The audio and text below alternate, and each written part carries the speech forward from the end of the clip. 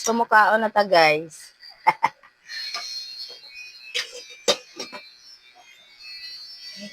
Kaan ta. Try na nato ning ato ang talong. Pero kanina pa ako nag-try. Ate mo Junali pala nito. Tapos ito i-try ko rin ito. Alam nyo ba itong ulam namin? Itong ulam na to namin, napakatagal na talaga ito. Minsan nagsasawa na ako ng kaiinit. Minsan inuulam na lang namin na ano. Tikim-tikim na talaga ako nito dahil talaga napag-angang hindi ko kinakaya yung angang niya. Pero ito naman kasi hindi naman ito nasisira. Dahil ito ay nanigas na lang sa rep. Sili. Ito yung linuto ko ng mga nakalipas na tagal talaga naubos. Grabe, okay. Meron pa rin hanggat ngayon. Marami kasi kami mga sili dito. Bahay. Ayan. Parang gusto ko nang kumain. Pero nung linuto ko ito, hindi talaga ako kumain.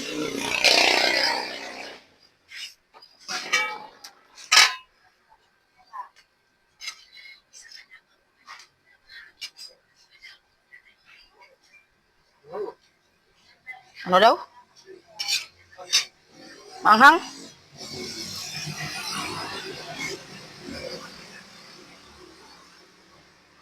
Nakain kang manghang? Saan yan? Sa paksiw? So ito kakain na tayo guys, no? Kasi alam nyo, bakit ito maanghang? Sobrang anghang. Hindi talaga ito masyado maanghang kung ganitong sili na, no? Pansigang. Dahil talaga, hindi yan siya katulad ng labuyo na maanghang talaga.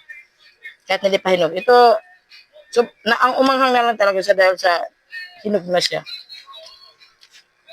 Kaya, yan. So, ito talagang, salami talaga pala, no? Try nyo to, kinilaw na talong. Huwag kayo maglagay ng suka. Amatis lang, sibuyas, at saka mangga. Try yung mangga. Ang sarap.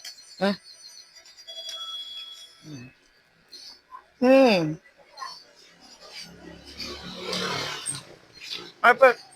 Yung pinang-asam ko rin sa aking paksiw, mangga rin.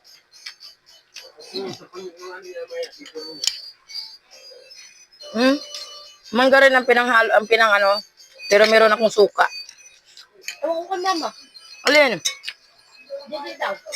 Tingnan mo doon, ay ikaw nagpadiri kanina. Ang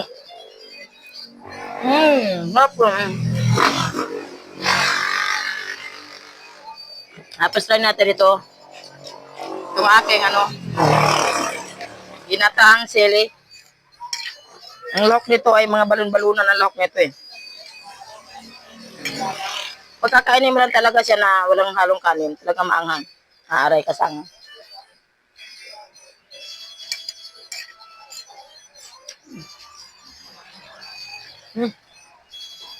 Grabe.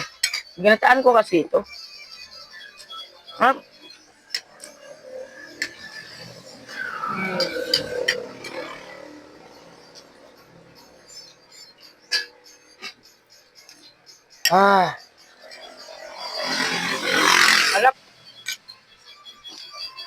So, yun lang guys. Kasi na lang ang aking video.